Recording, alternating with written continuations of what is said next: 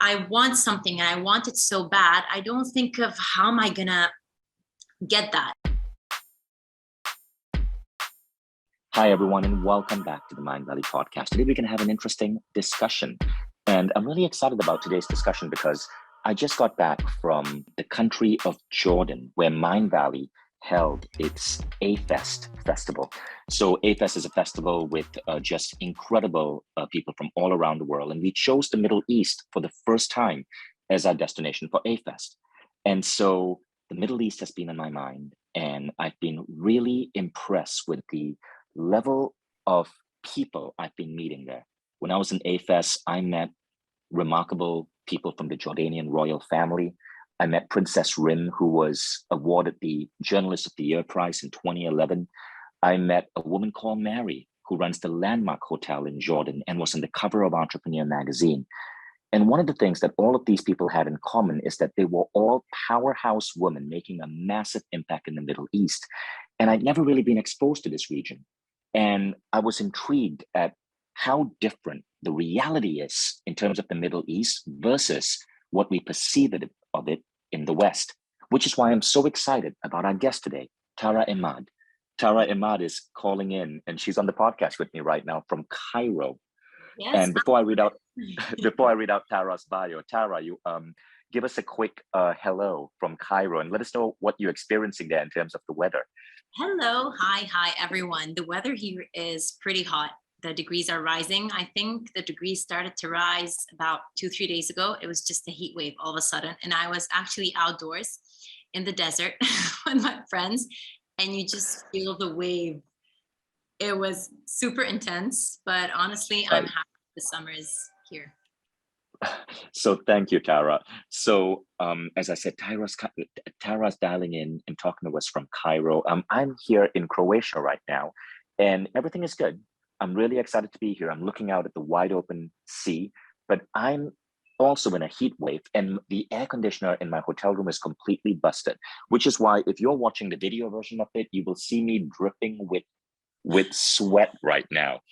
Okay, so now, away from the heat wave, back to Tara. So Tara is an Egyptian actress with a charming, distinguished Eastern European background as well. She started a career as a model. She became one of the most sought-after faces in commercials and fashion shows in Egypt and France. She's been in numerous TV and film productions. She recently got named to play Meghan Markle's character in the Arabic remake of Suits, the TV show. She's been one of the top cover models and brand ambassadors for Bulgari. She's been styled by Gucci.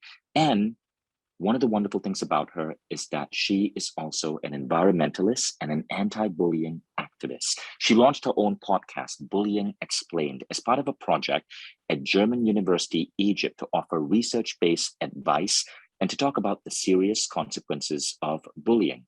She's opened up about being bullied herself when she was young, and is on a mission to use her platform to help others experience mindset shifts when they go through any type of trauma. So this is going to be a really interesting conversation with an interesting person, and we're going to be talking about a wide variety of different things. Tara is a celebrity in Egypt. You know, Tara, when some of my Egyptian programmers who work at Mindvalley knew that I was interviewing you, one of them messaged me. His name is Amir. And he just told me to tell you that he has such a big crush on you. Oh my God. Thank you. So Amir, if you're listening, Tara Emad said thank you. Yes. Hi, and thank you. And oh my God, thank you for that lovely introduction. Thank you so much. So Tara, first off, you've gained incredible fame in Egypt. I believe your Instagram itself is close to 2.4 million followers. And for those of you who want to follow Tara, it's taraemad.com. TARAEMAD. Tara, let's start with the first question. When I interview someone who's a celebrity, the first thing I want to understand is, to get to the level that you're at, to be able to work in TV production, in film, to be a cover model, it takes a big balancing act. There's so much pressure on you. And at the same time, you always have to show up as your best self. You're constantly under scrutiny. You constantly have to look good and be in radiant health. I'd love for you to share with us, what are some of the routines, the processes, the systems that you put in your life to stay healthy mentally and physically? I guess in the recent years, I started to realize how important mental health is. I wasn't really aware of it early on when I was a teenager. It wasn't something that was openly, I guess, discussed. There was not much awareness as there is at this moment.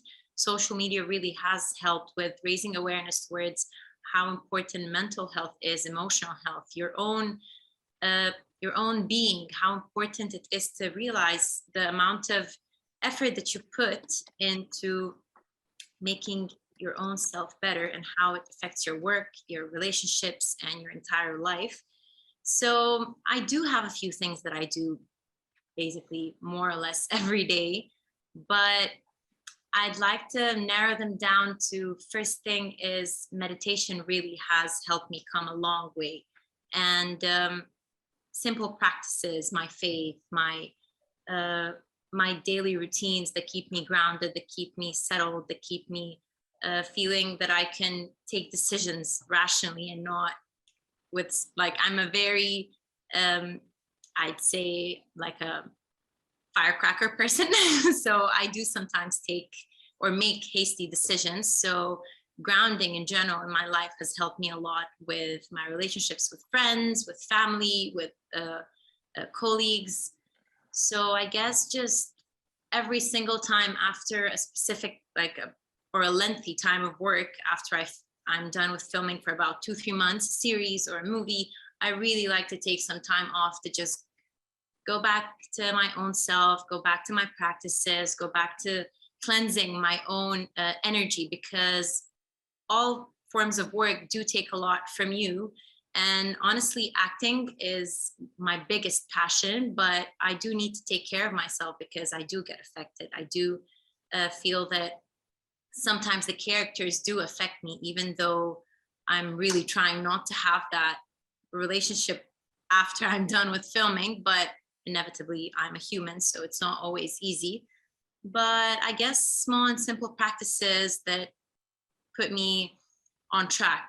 And also going back to my roots and my family, bonding with my family, bonding with relatives that I care about, my friends. I still have my very small and very tight circle from school.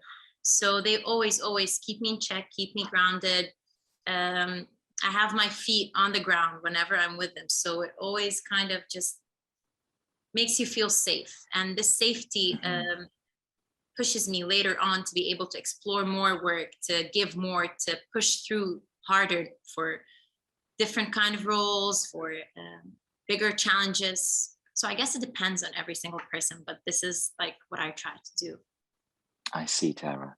So a question just came in from Lisa Wang, who's one of the live Mindvalley members with us on this recording. And Lisa asks, what type of meditation do you do? Well, I've been honestly back and forth on so many things, but I have a lot of, actually, I tried a lot of applications, and I tried an application called Headspace, and they have really, really cool, simple, guided, small meditations. And these are the ones that I enjoy because you have 5 minutes, you have 10, you have 30 minutes. They're very different. And anything that is related to breath or breath work, it helps me calm down. It helps ground me in the morning. So I do like to transition and try different types of meditations because I do get bored easily. So I always like to keep it exciting. Headspace is definitely a very, very useful tool. And I want to touch on what you just said, getting bored easily, right? So this is very true for many people. Many people try meditations and they get bored of doing the same meditation. And I know this may sound surprising for me, for those of you Mindvalley who are listening, because I advocate doing the 6 phase. But what Tara is doing is actually really cool, because if you have an app, and right now, if you're a Mindvalley member, there are 500 meditations on the Mindvalley app. I often like to alternate. So 6 phase one day, and then I might pick a Sonia Choquette meditation, and then back to 6 phase, and I might pick a Paul McConaughey meditation. So if you're a Mindvalley member, just know that we have 500 meditations on the Mindvalley app. And if you are not a Mindvalley member, there's still about 30 or 40 free meditations. Just download the app and check it out. And Headspace, like Tara said, is also a great, great, great service. Tara, I want to go to something else you said. you said I also go back to my faith, my beliefs. I'm curious to know, how do you integrate your culture and your faith into your spiritual practice? Most of our audience here is coming from Asia or Europe or North America, and I think it'll be really interesting to hear it from your perspective.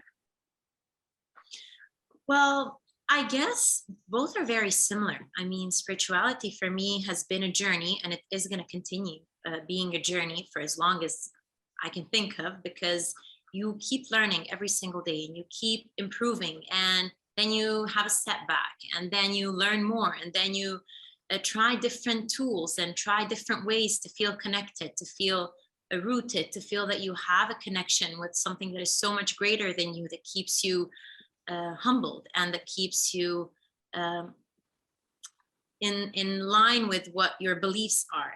So I guess that growing up, I've been exposed to a lot of different beliefs and exposed to a lot of different ways of how people pursue their beliefs and faiths. And that was extremely eye-opening for me. And it was, honestly speaking, it was beautiful to see how different beliefs all, at the end of the day, all gather to the exact same point: is do good, be a good person, do no harm, have a connection with God, have a connection that is greater than anything else is. And those connections have helped me along the way. And I've seen those very simple yet beautiful connections help people out of so much misery and so much trouble. So I do try and keep it always with me. It's something that I do no matter where I am, how busy I am.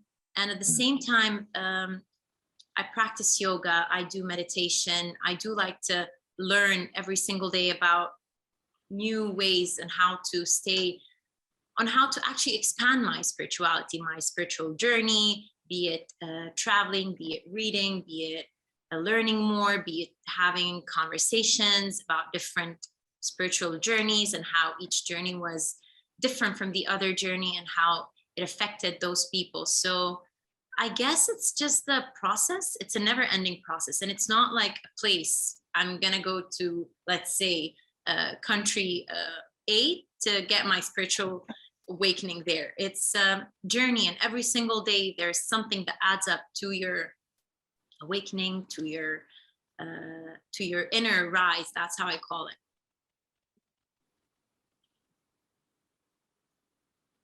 So I want to ask you a series of quick questions to understand how you view the world. And there's no right or wrong answer, right? There's absolutely no right or wrong answer. But I've always found that asking these questions to celebrities is really interesting, because everybody has a completely different opinion. So the first question is this, and I hope you don't mind that some of these questions might be a little bit controversial, but this audience is really, really understanding. The first question is this: do you believe, to what extent do you believe your mind can influence reality? I do believe that our minds can influence reality, honestly. I mean, I believe our minds are super powerful. And sometimes, I mean, not sometimes, most of the times, I realize how powerful our minds are and how little we know about it, and how little of the capacity we use. We use a very small amount of what we actually could be using, but we're not. So I have seen minds change reality, because I believe that when you set your mind to something, even though you could be, for instance, having, God forbid, a very bad illness, but through meditation, through manifestation, through so many spiritual guidings, through many spiritual actions, you could change what is happening with you. And I have seen things like this firsthand. Maybe in the beginning, I wasn't so sure of it working, of it being real. But when I saw it firsthand, it was completely, honestly, mind-blowing. What was it that you saw firsthand? I'm curious now. It was, okay, so a very close relative was extremely sick, and the whole process was extremely painful for the whole family. And it was, I mean, near the end, doctors were saying that the person is saying goodbye, basically, and those were his last days. And later on, I was very young, but in the recent years, I came to realize, and I was talking to my mom, and she told me what actually happened was that the mind of that person and the 2-3 people around that person, they manifested his healing in ways that no one up until this point understands. But it was a collective manifestation and collective energy that was around that person, and it healed him in one night. And the doctors were, wow, I mean, shocked. They did not know what was happening because he was going to die. And it was completely mind-blowing. And whenever I hear the story, and whenever my mom says the story, I mean, she says it in a much more beautiful way, but whenever she says it, she gets goosebumps, and I do too, because I mean, I was very young. I was about 7 or 8, but I do remember that they were all shocked, and they all came back from the hospital, and they're like, he's alive. And it was quite something. So I do believe in manifestation, and I do manifest, and I do always try to keep a mindset where I want something and I want it so bad. I don't think of how am I gonna get that. I just do my best, but then I just leave it to the universe, to God, to a greater energy, to something that is so much more powerful than my actions. And if it's truly meant for me, and if I truly do deserve that, it is going to happen. And this manifestation has led me to wonderful places, has guided me through incredible journeys. And the more you believe in it, the more you listen to yourself, the more you listen to your gut, the more you trust your own mind to be able to guide you to what you really need and what you deserve. So yes, I mean, from my opinion, I do believe that your mindset and your mind can change your reality, but if you're completely attuned and in tune with yourself and with the world, so that makes a big difference. I like that. I like that. And there were a couple of things that you said that I want to examine further, but I just want to add some comparison answers, okay, to other people I've asked this to. So I asked this to Richard Branson, do you believe in the law of attraction? And you know what he said? He said, I've never given it much thought. It was completely new to him. Now, this was 10 years ago, but he had never given it thought. But I remember also asking this question to Matthew Mcconaughey when he was on the Mindvalley podcast, and he is a firm believer. And in his book, he has a picture of a note he wrote to himself in 1991 when he was sitting on the top bunk of a bunk bed in college saying, I, Matthew McConaughey, I'm going to be a world-class actor and win an Academy Award for Best Actor. And 20 years later, it was 20 or 22 years later, he did just that. He said, the target pulls the arrow. In short, your goal will pull you towards it. So it's interesting to compare these different beliefs. Now, Richard Branson doesn't even think about law of attraction, yet he is wildly successful. And so I guess there is no one way, but I want to go to something you said. You said something which was really interesting. And there's a key spiritual idea there. You said, yes, you believe the mind can influence reality, but you also said something along the lines of, if it is right for me or if it is aligned with me. What was the language you used, Tara? I'm sorry, it cut off. What was the last part? You said if it is right for me or aligned for me, or if I'm deserving. You said something like that. Like, yes, it's not like I can just get what I want. Could you elaborate on that? Of course. I'm a firm believer that if something is meant for you, it is going to come anyway. You chasing it or not is really not going to make a difference. And if something is truly not meant for you and is not yours to have at this point, or it's not right for you at this point, there's a reason why it's not happening. Sometimes it happens that I'm dying to get a role, and there's this role that I really want to get, and I'm doing everything. I'm taking more workshops, I'm learning more, I'm making the right connections, I am engaging with the right people, I'm going to the exact auditions that I should go to. I'm doing everything, and I'm even talking with the director, and I'm here, but it's not meant for me. It could be for so many reasons. And as the years passed, I mean, in the beginning, when I started my acting career, I would throw tantrums. It would be like, why is this not my opportunity? Why am I not getting it? Why am I not good enough? Why is this not something that, why this role why did I not get it? I'm good for it. But I came to realize that that's going to keep on happening. And not everything that I want is going to happen. And that is okay. And just realizing that it's okay and being completely fine with it not being yours at the time that you want it to be yours is a huge leap for me. I mean, it was a huge leap for me. And because sometimes you don't realize, but for instance, if I take on a specific role, maybe that role is not meant for me at this age. It's not meant for me at this, I don't have the capacity to do it, and it won't be good. So that's why I did not get it. I mean, there's always a reason why something did not work out. And I also always tell myself, there's always a good reason. There's always a good reason. Even if something bad happens, there's always a good reason. You might know it after 10 years, but that's how I keep myself motivated. That's how I keep myself continuing to grow more, to understand that I did not get this, but that's not a setback. It's just a little pebble that I gotta step on and continue thriving. I like that attitude. And it reminds me of Marie Diamond's philosophy. So Marie Diamond is a spiritual teacher on Mindvalley, and she says, when it comes to manifesting, we all think we are all seduced by that documentary, The Secret. Our thoughts create our reality. But think about it. Like, if there's one role, okay, like you're about to play almost Meghan Markle's character in the Egyptian version of Suits, that's one role. And I bet there's like countless people who want that role. It's not everyone is going to get it. Marie Diamond says manifesting has three parts. One part, 1/3 is your mind. 1/3 is the power of your intention. 1/3 is actually destiny. Some cultures call it destiny. Some cultures call it God, like Muslims say God willing. And that's really destiny.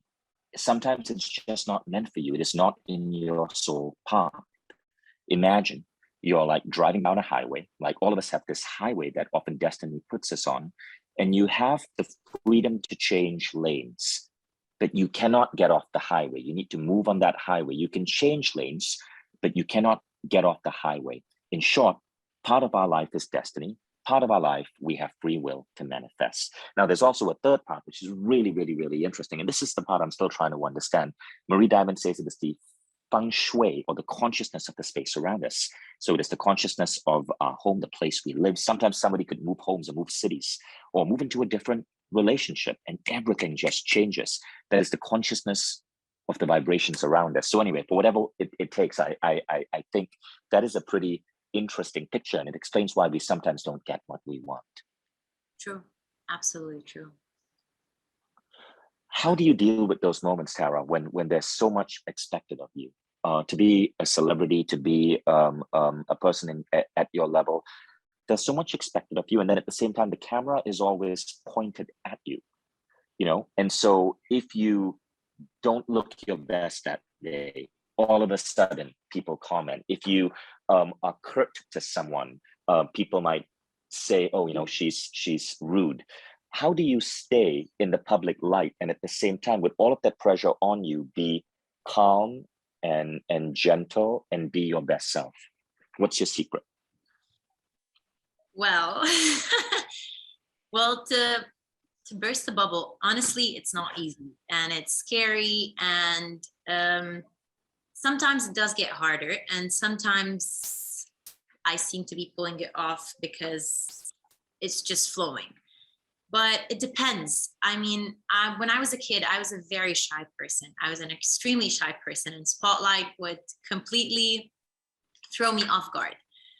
And getting into acting and being a celebrity and having the spotlight on me, mostly always, has led me to realize that I really need to deal with my shyness, and I really need to deal with the fact that I'm an extremely private person. And with the rise of social media, with the rise of my career, that was something that I had to understand, that it's going to be completely open to the public. It hasn't been easy. I do tend to be a very calm person in my work life.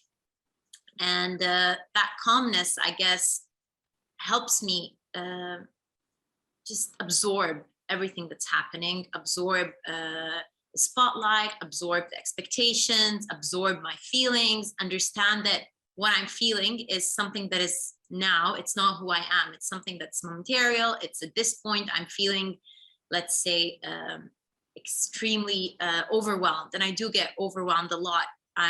There's a lot of things that I want to do. I want to see my friends, see my family, go to work out, clean, be with my pet, like so many things, answer my WhatsApps, answer my Instagrams, like, there's a lot of stuff, and everyone has that. Everyone has a million things they're juggling.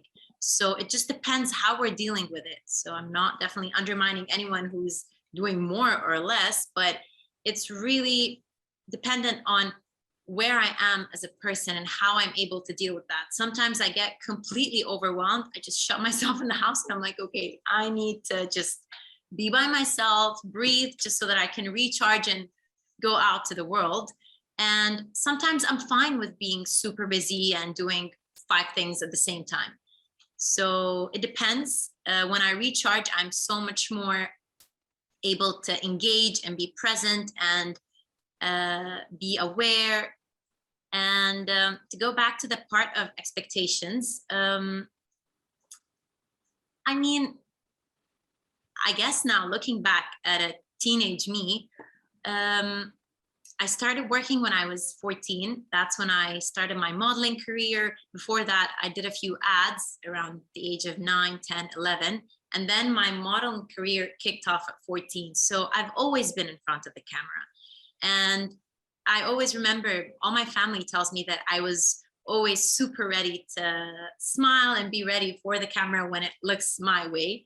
So I guess I was never shy of the camera. I was my complete, confident, best version of myself in front of it. So that honestly helped a lot. And that's where my passion and love for acting, for modeling, for being in front of a camera came from. But I never realized that my acting passion is going to come with fame. And no one prepares you for fame. No one tells you like, hey, so listen, you're going to be doing a TV series now, but expect like people waiting at your door tomorrow. So no one tells you that. And that did come for me as a shock because I was a teen, still struggling with my image, with how I look at myself, with how I feel about myself. I didn't feel pretty. I didn't feel that I'm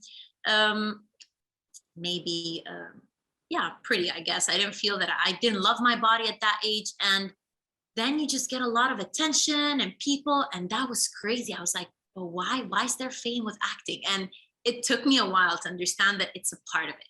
It's not, I don't like to shed bad light on it. I grew to appreciate it. I can't say that it's something that I love. Fame is not to be loved. If I love fame, then I'm in this career for the wrong reasons. I appreciate the fame I get because it helps me extend the threads of my work into different places that I really genuinely care about. So fame for me is a tool that I use for causes, for things that I want to shed light on, for to raise the voices of the people that are not heard, because I have that privilege and I have that capacity. I have those people that listen to me and I can engage them with the people that are not being heard. So getting into this space has led me to love my work even more and appreciate my work even more, love myself even more, because I feel that I could do something. I could create a change. I could create a wave of change, and I could, change the narrative for some people. So I guess, like, if I'm ever asked what's the best part of your job, I guess that would be it. That's beautiful. So the next question, and again, this is just a question to understand how your mind thinks.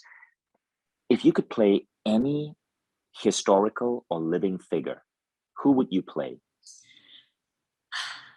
There are so many, but I guess, honestly speaking, I love Queen Rania of Jordan. I think wow, right. I love her. Yeah. Speaking of Jordan early on, so I do think she's incredible, and I would definitely love to play her if there is ever a movie or a series. And Right. I guess she's on the top of my list at this moment. If I remember anyone else, I'll let you know. Yeah, the Jordanian royal family is amazing. They were amazing hosts. There and when we did Mindvalley in Jordan, we were just in awe at how wonderful and kind it is. So yes, Queen Rania, definitely an amazing woman. Now, who is the person in the world or historically that if you could wave a magic wand and have a meal with this person and learn from them or tap their brain, it could be someone alive, it could be someone long gone, who would that person be?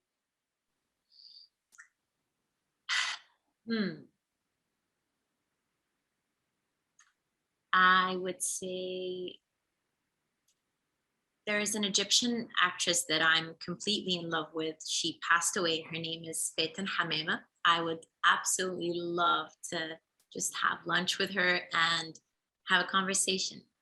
Her roles were incredible. She tackled a lot of topics that at that time, I guess, in the 60s, 70s, were not easy to tackle. And she talked a lot about women and the role of women and the sufferings and so many things that I think now, even looking back at those movies, they're super powerful and they changed a lot of narratives, and she did make a difference. So I would love to sit with her and hear her thoughts. That's beautiful. And I love that you mentioned the local Egyptian actress. It's always interesting for me to discover all of these personalities and all of these things happening outside the US centric world, right? The more I travel, the more amazingness I discover that you just don't learn about when you are in just that one part of the world. Next question is this. You've obviously gone through moments in your life of doubt, of self-esteem issues.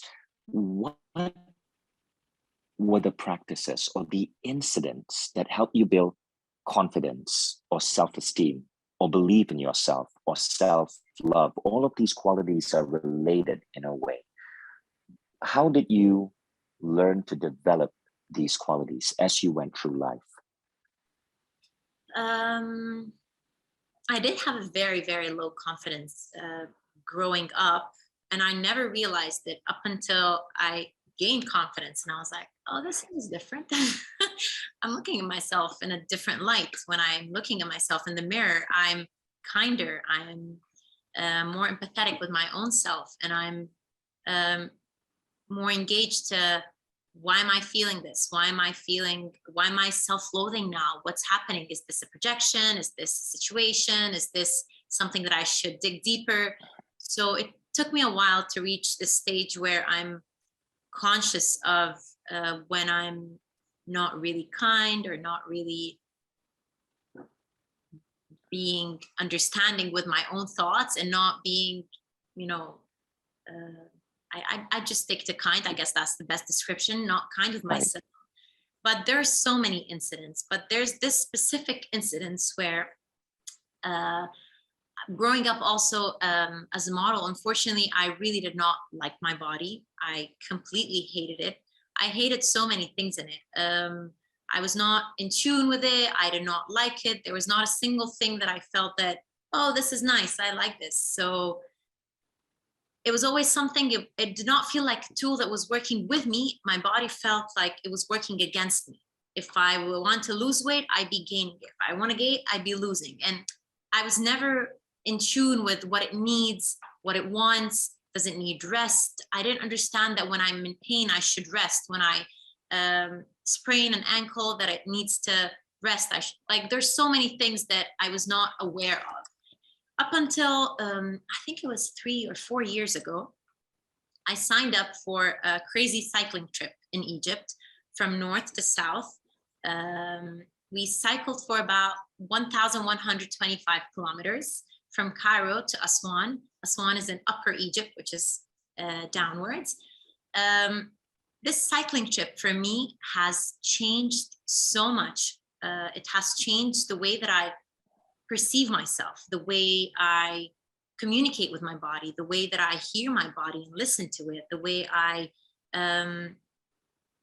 the way I just see myself when I look in the mirror and the way that I want to be perceived. It has completely changed the narrative that I have with myself. And this cycling trip, it was completely out of the blue. I never cycled, honestly, before, maybe when I was a kid, but it was something that I saw on Facebook. A random person said, hey, I'm going on a cycling trip. Who wants to join? I'm like, yeah, I'll do it. Sounds good. And it took me so much training and so much discipline to reach those 1,000 plus kilometers.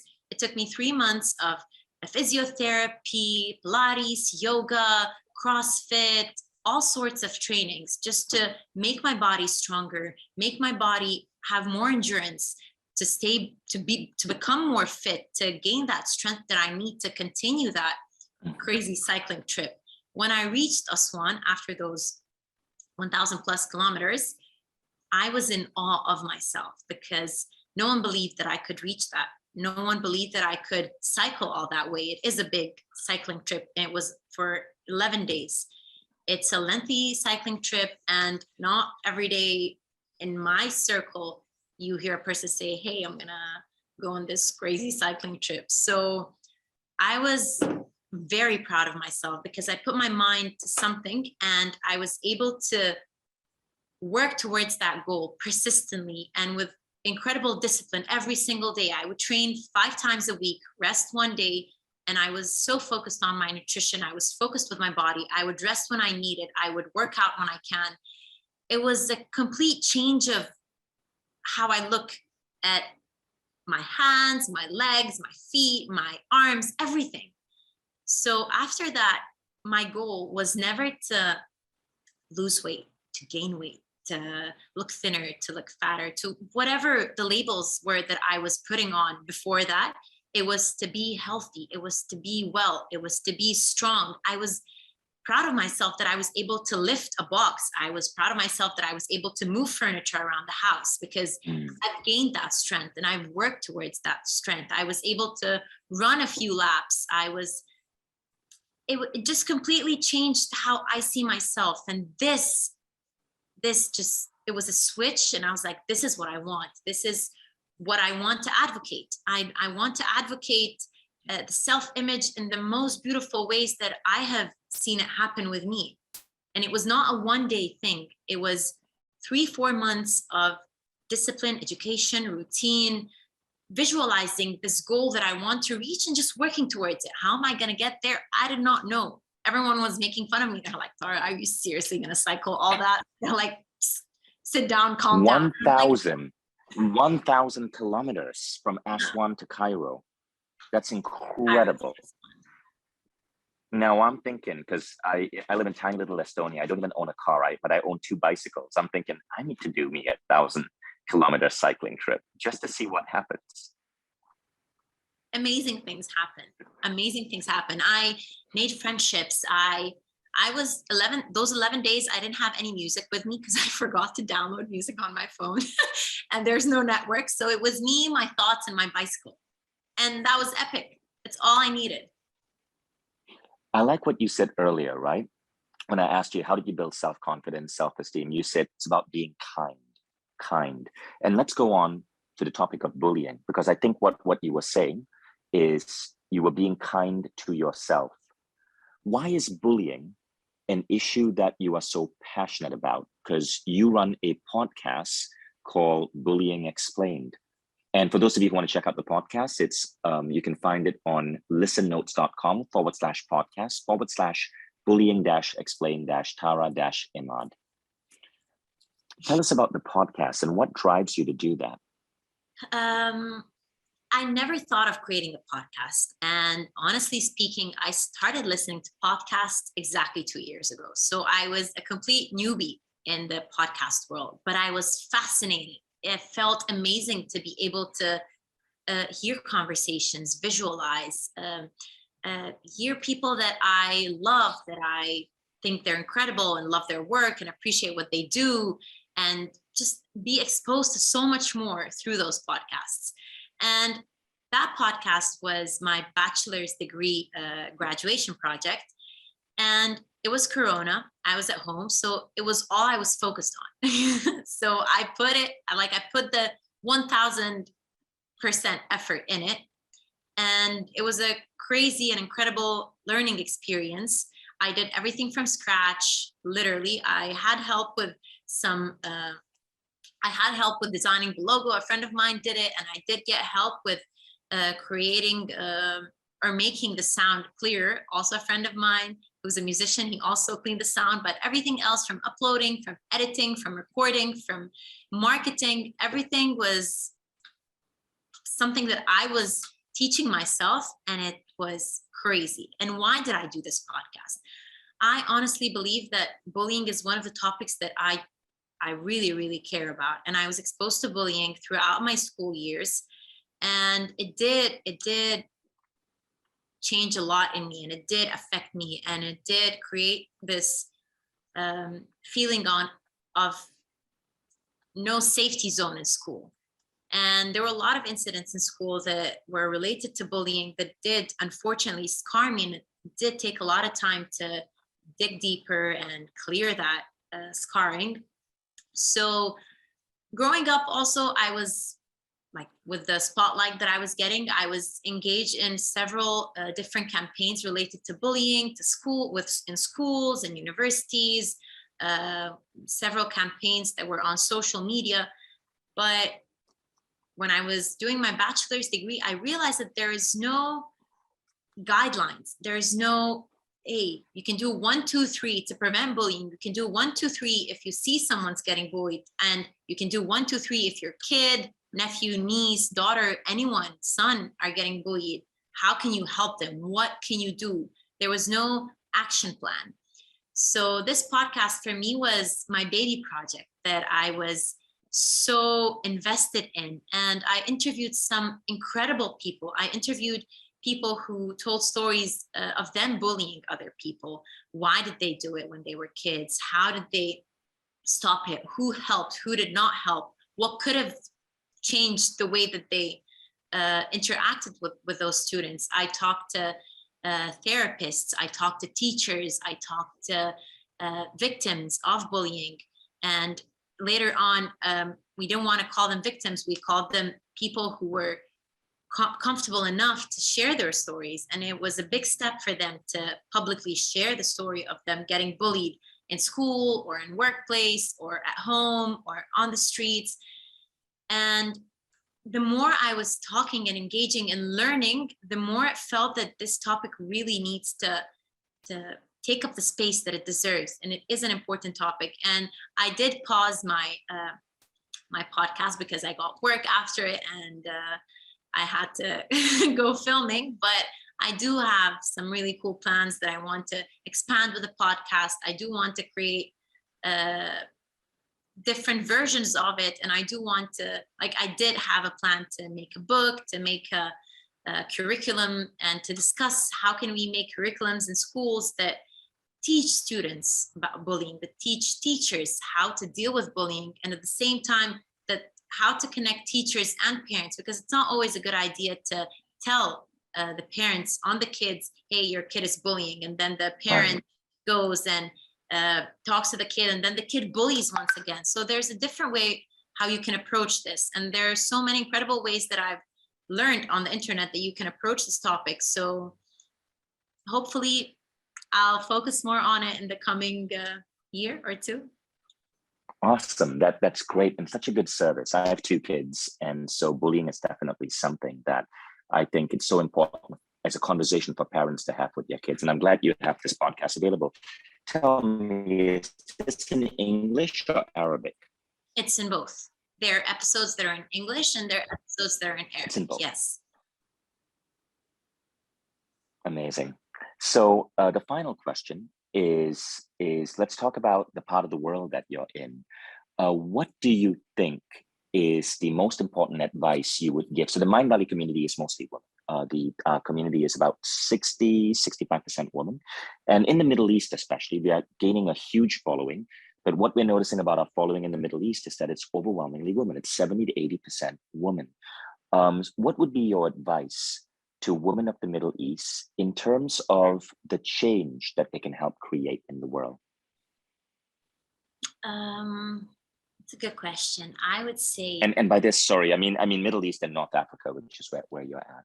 of course, I would say know your power. Know every woman needs to know her power, the power of her passion, the power of her awareness, the power of her voice, and the power that she has on other women. And I always say that one woman succeeding is all women succeeding. So sharing your knowledge, seeking to learn more, seeking to grow, seeking to make a change, to create a change, to have an impact. It affects you and it affects all other women who look up to you, who inspire to be you. So I would never say that one deed just goes unnoticed, especially now. No good deed goes unnoticed. So make use, if you have a platform, if you have a voice, even to one person, don't be afraid to shake the ground, make a change, be loud, be visible with your voice, with your energy, with your work, with your dreams. I guess that would be something that I'd like. I like that. I like that. That's actually that is very quotable. I like that. I'm just thinking I want to put it up on social media as a quote. It's beautifully said. Thank you, Tara. This was a fascinating conversation. I love the way you come across. And so really enjoyed this conversation. Thank you so much for joining us here on the Mindvalley Podcast. Thank you so much for having me. And thank you for everyone that's listening. So, and Tara, if you ever want to go to Jordan, I'll connect you to the royal family there. They were all at my, a lot of the princesses were at my events. They've become good friends, and maybe we can get you a meeting with Queen Rainier. So just, I'll have Alison reach out to your team. But thank you so much for joining the Mindvalley Podcast. It was wonderful having you. Thank you for all of you who joined us today, and I will see you on the next episode. Yes. Thank you so much. It was such a pleasure. Take care, Tara. Nice meeting you. Thanks. Bye everyone.